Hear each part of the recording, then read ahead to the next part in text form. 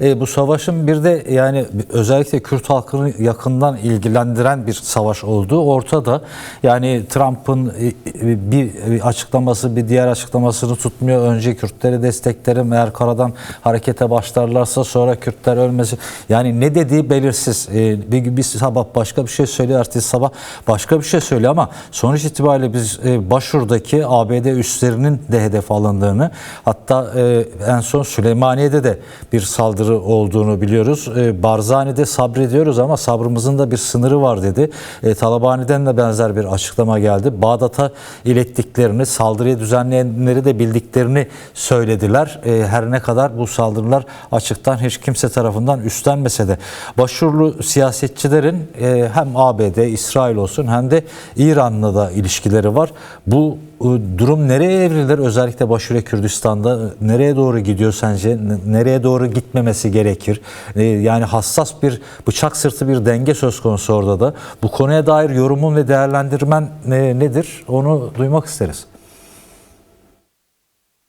Evet, savaşın başlamasından bu yana en çok gündem olan ya da tartışılan konuların başında geliyordu. Kürtlerin pozisyonu, Kürtler ne yapacak, orada nasıl hareket edecek veya işte Kürtler dahil olabilecek mi, Amerika ile ilişkiler ne düzeyde veya İsrail ile Kürtlerin arasındaki durum, pozisyon nedir veya İran'la yine aynı şekilde. Tabii bu çokça tartışılıyor. Bundan sonra da tartışılmaya devam edilecek. Çünkü başından beri hatta diyebiliriz ki sadece işte bu savaşla birlikte oluşan bir tartışma da değil.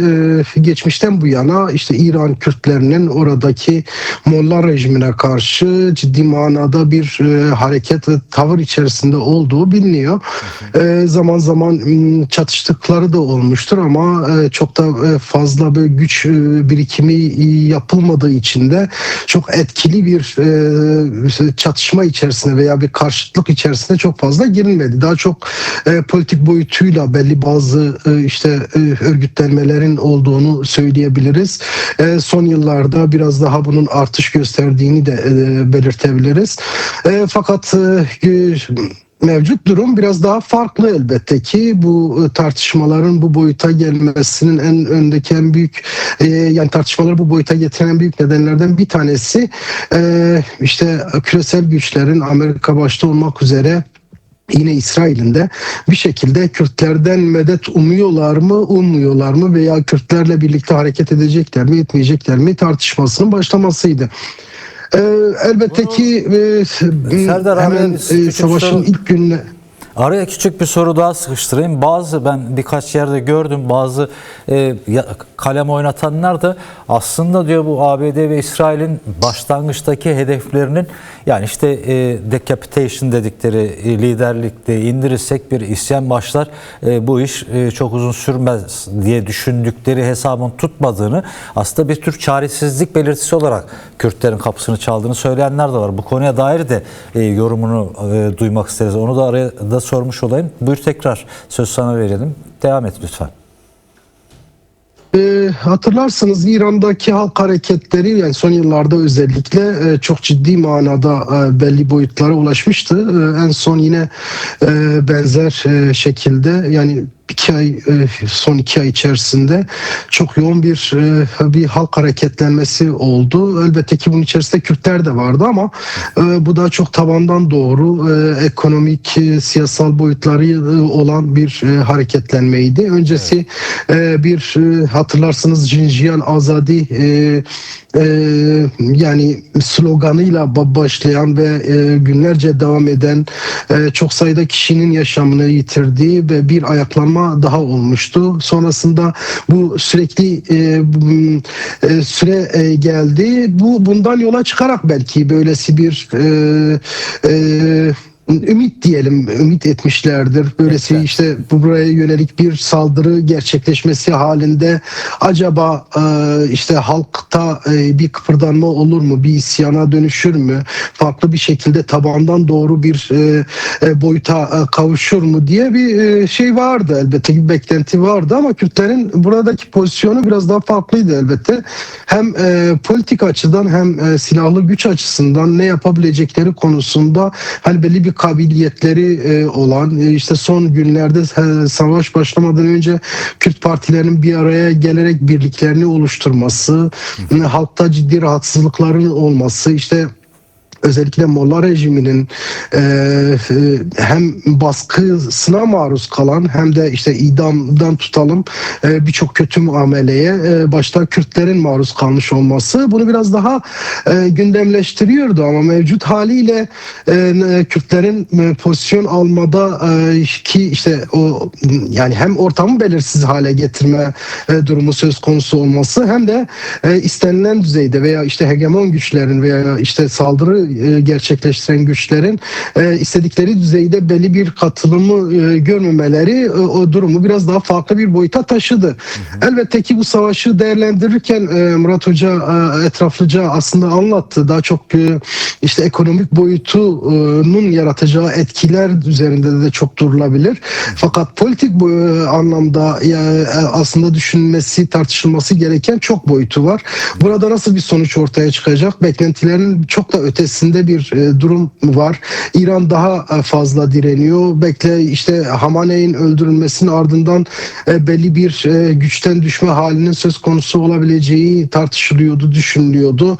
Çok yoğun bir bombardıman ve saldırıya maruz bırakıldı. İşte İran'ın bu noktada biraz daha zayıfladıktan sonra bunun etkisiyle işte tabandan da gelecek bir etkiyle rejimin düşülebileceği hesaplanıyordu ama böyle olmadı. Şu an savaşın daha çok işte haftalara yayılabileceği, hatta aylara yayılabileceği yönünde değerlendirmeler var. Bunun olası olduğunu söyleyebiliriz. Ama İran'ın gücünün daha ne kadar buna dayanabileceğini çok fazla elbette ki kestiremiyoruz şu an. Ve sadece o da değil, Amerika'nın veya İsrail'in ne kadar buna dayanabileceğini de kestiremiyoruz. Ortada bırakırlar mı? Bu da kendileri açısından ciddi bir tehlike. Sonuç itibariyle İran yani İran'la başlayan ama bölgenin tamamına yayılan küresel bir savaşa dönüşme durumu da söz konusu. Murat Hoca belirtti. Bunun yarattığı etkiler bütün dünyayı etkileyecek. Özellikle ekonomik boyutuyla bütün dünyayı etkileyecek. Böylesi bir durumda İran'da nasıl bir işte rejim değişikliği olabilecek mi veya işte bundan sonrası için bir değişimden bahsedebilecek miyiz? Bunu önümüzdeki savaşın seyri belirleyecek. Fakat şu ana kadar görünen o ki ciddi anlamda bir direnç söz konusu. Amerika'nın da İsrail'in de işte diğer ittifak içerisinde bulunan ülkelerin de çok fazla istediklerine ulaşamadıklarını söyleyebiliriz. Tabii Kürtler açısından bundan sonrası da önemli.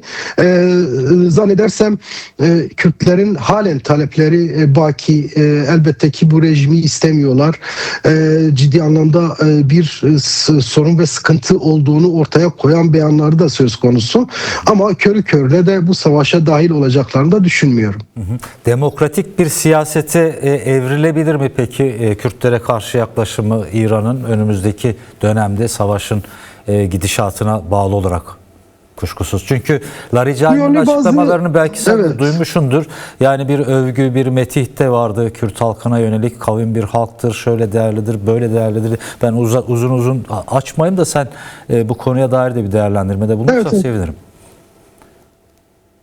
Evet, Kürtlerin bu yönlü açıklamaları olmuştu. Kürt partilerinin veya ittifaklarının nitekim Güney Kürdistan'daki işte hem siyasi partilerin hem de güçlerin yaptığı bazı açıklama ve değerlendirmeler de oldu. Buna karşı İran'dan da rejimden de bazı işte hani Kürtlerle oturup konuşulabileceği veya bir diyalog zemini oluşturulabileceği yönünde bazı sinyaller verilmeye başlandı. Evet. Bu olur mu olmaz mı bunu çok şu an göremiyoruz belki ama olası bir durum.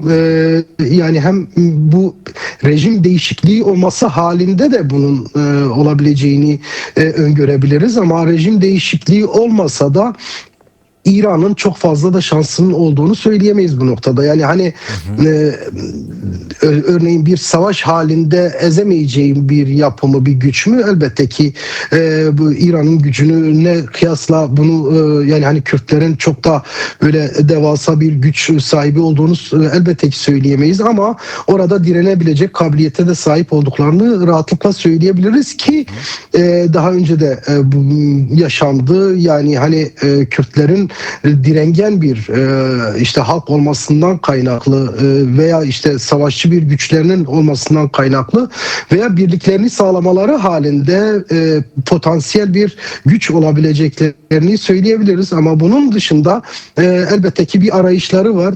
Demokratik yollarla bir arayışları var. Kürdistan'ın diğer bölgelerinde olduğu gibi İran Kürdistan'da da Rojava'da da Kürtlerin böylesi bir arayışları söz konusu. Elbette ki önümüzdeki süreçte bu biraz daha belirginleşecektir diyebiliriz. Türkiye'ye etkisini biraz değerlendirmesi. Sonuçta orada da bir süreç var. Barış ve demokratik toplum süreci. Daha önceden öngörülen bir şekilde aslında Rabia Öcalan'ın daha önceden defaatle uyardığı bu savaş geldi, kapıya dayandı. Buna etkisi nasıl olur? Nasıl değerlendiriyorsun? Kısaca bunu yorumlarsan sevinirim. Evet, yani ekonomik olduğu kadar politik sonuçları olacağını söyledik. Elbette ki bu bölgeyi derinden etkileyecek. Yani her türlü ortaya çıkacak her türlü sonuç bölge ülkelerini bir bütünen etkileyecek. Elbette ki bundan Türkiye'de azada değil, yani sonuç itibariyle hem bir rakip olması açısından hem sınır komşusu olması açısından hem de orada da Kürtlerin yaşıyor olmasından kaynaklı Türkiye çok yakından takip ediyor ama bu sefer dikkat ederseniz böyle çok balıklama atlamadı durumun içerisine, olayın içerisine.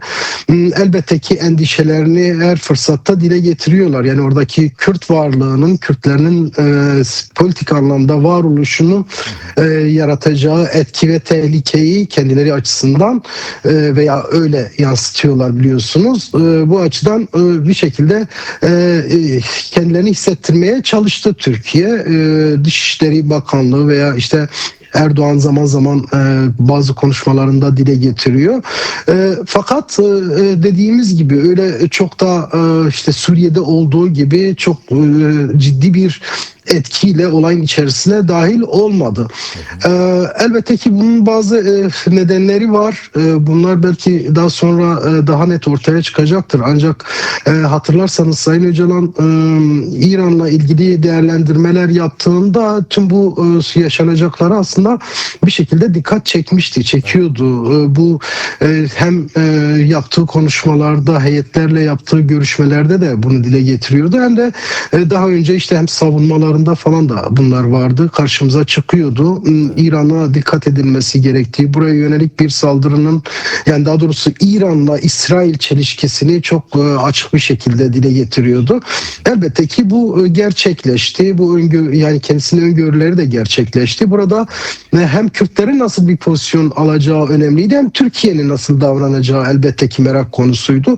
Mevcut haliyle belli bazı tartışmalar yürütülüyor. Acaba nasıl dahil olunabilir veya Kürtler orada varlığını ortaya koyduğunda bir şekilde statü sahibi olacak bir pozisyon aldığında neler yapılabileceği yönünde elbette ki tartışmalar yürütülüyor ama bunun sonucuna dönük çok fazla bir emare yok. Daha çok temkinli bekle gör politikası izleniyor. Bu noktada elbette ki muhataplarıyla kapalı kapılar ardında görüşmeler mutlaka gerçekleştiriyorlardır.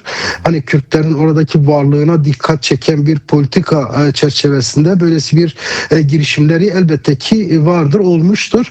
Evet. Ama dediğimiz gibi Suriye gibi olmadı veya Irak'ta geçmişte yaşananlar gibi olmadı. Türkiye şu an biraz daha temkinli yaklaşıyor. Bu kendilerinin hayrına elbette ki, ama Kürtler açısından da önemli. Orada nasıl bir pozisyon alacakları, sonuç itibariyle Kuzey Kürtleri de bu noktada etkileniyor. Birebir takip ediyorlar. Şu an çok yakından takip ediliyor Kürtler tarafından. Sadece Kuzey değil, Güney Kürdistan ve Rojava bölgesi tarafından da yakından takip ediliyor. Bir bütünen aslında bizleri, bölgeyi, işte Türkiye'yi de dahil etmek gerekirse ciddi anlamda etkileyecek bir sürecin içerisindeyiz.